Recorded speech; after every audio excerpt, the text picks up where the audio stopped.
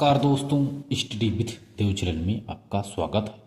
दोस्तों, जल प्रदूषण को कंप्लीट कर लिए हैं दोस्तों पिछली वीडियो में, और गंगा का निर्मलीकरण पे चर्चा किया। आइए देखते हैं दोस्तों, ध्वनि प्रदूषण। ध्वनि प्रदूषण किसे कहते हैं? ध्वनि की तीव्रता का मापन। ध्वनि की तीव्रता का मापन डेसिबल से किया जाता है। ध्वनि की तीव्रता का मापन डेसिबल में किया जाता है। सामान्य बातचीत की तीव्रता लगभग 60 डेसिबल है। जो सामान्य हम लोग बातचीत आपस में करते हैं, इसकी तीव्रता लगभग 60 डेसिबल होती है। 90 डेसिबल से ऊपर की ध्वनि नुकसानदायक होती है। 90 डेसिबल से ऊपर की ध्वनि नुकसानदायक होती है। इसी को हम ध्वनि प्रदूषण कहते हैं। ध्वनि प्रदूषण से हमारे सुनने की क्षमता तो प्रभावित होती ही है। इससे मानसिक असंतुलन और तनाव जैसी समस्याएं भी पैदा होती हैं। औद्योगिक प्रदूषण नियंत्रण बोर्ड ने औद्योगिक प्रदूषण नियंत्रण बोर्ड ने आवासीय क्षेत्रों में 55 डेसिबल और औद्योगिक क्षेत्रों में 75 डेसिबल की ध्वनि का मानक निर्धारण किया गया है।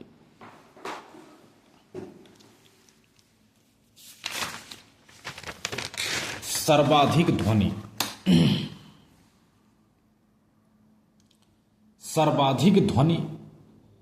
प्रदूषण यदि देखा जाए दोस्तों, सर्वाधिक ध्वनि यानी सबसे ज्यादा ध्वनि प्रदूषण जेट विमानों, ट्रकों इत्यादि के कारण होता है। शहरों में सबसे ज्यादा ध्वनि प्रदूषण कोलकाता राज्य में है, कोलकाता शहर में है। सर्वाधिक ध्वनि प्रदूषण जेट विमानों से होता है, ट्रकों से इत्यादि से होता है। यदि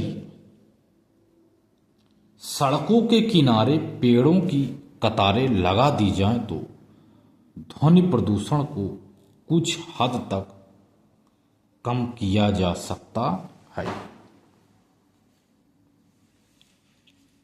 ये हो गया दोस्तों ध्वनि प्रदूषण। हमने देखा दोस्तों वायु प्रदूषण, जल प्रदूषण, ध्वनि प्रदूषण, गंगा का निर्मलीकरण। अगला है विकिरण प्रदूषण। ध्वनि प्रदूषण के बाद दोस्तों देखते हैं हम विकिरण प्रदूषण किसे कहते हैं। विकिरण प्रदूषण परमाणु बम के विस्फोट,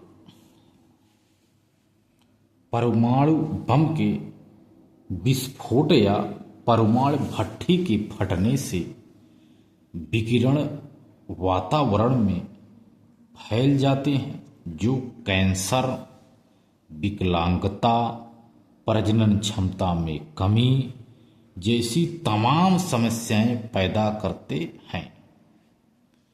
इसी को विकिरण प्रदूषण कहा जाता है। विकिरण प्रदूषण से सर्वाधिक प्रभावित होने वाला अंग आंख है।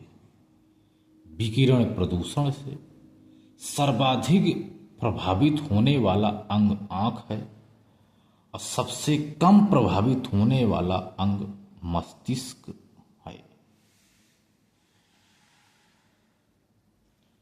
विकिरण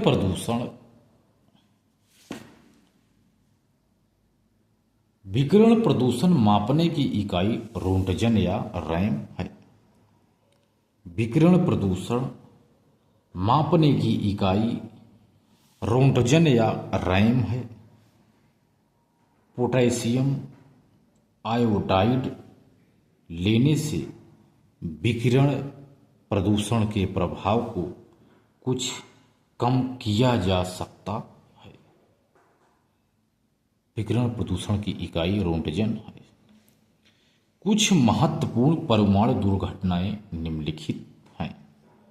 कुछ परमाणु दुर्घटनाएं निम्नलिखित हैं।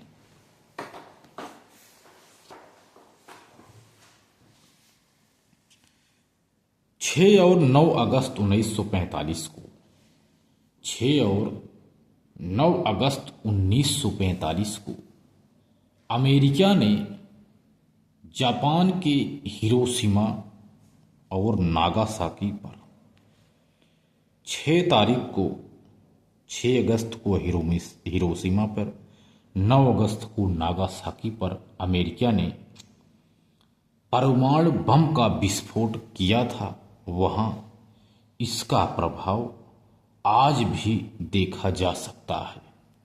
बच्चे गूंगा, लंगड़ा, बहरा, मंगोली प्रजाति, तिरछी आंखों वाले आदि पैदा हो रहे हैं।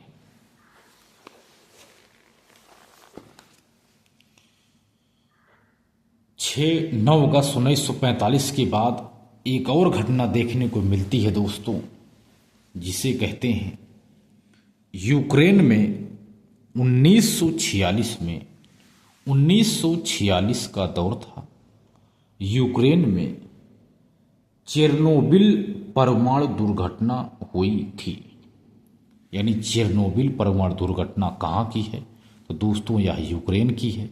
किस सन में हुई थी यह घटना? तो 1946 में हुई थी। यहाँ पर यह एक भट्टी फटी थी, परमाणु भट्टी फटी थी। यानी यहाँ पर एक भट्टी थी परमाणु की जो फट गई थी। इसी को ही 1946 की चेरनोबिल दुर्घटना कहते हैं, जो यह घटना यूक्रेन में घटी है। इसके बाद 1946 के बाद सन 2011 की बात है, अभी ज़्यादा नहीं, 10-12 साल ही, 13-14 साल हो गया। 2011 में जापान के फुकुशिमा में परमाणु दुर्घटना हुई थी। फुकुशिमा में परमाणु दुर्घटना हुई थी जापान में, जिससे पूरी दुनिया हिल गई थी। लेकिन समय रहते इस पर नियंत्रण पा लिया गया, नहीं तो बहुत विनाश इससे हो जाता, इससे पूरी दुनिया पर असर पड़ता। पूरी दुनिया इससे हिल गई थी। यह परमाणु दुर्घटना थी फुकुशिमा में, यह जापान की है। तो पर्यावरण कंप्लीट हो गया दोस्तों। तो दोस्त मिलते हैं और बेहतरीन क्लास में, तब तक के लिए धन्यवाद।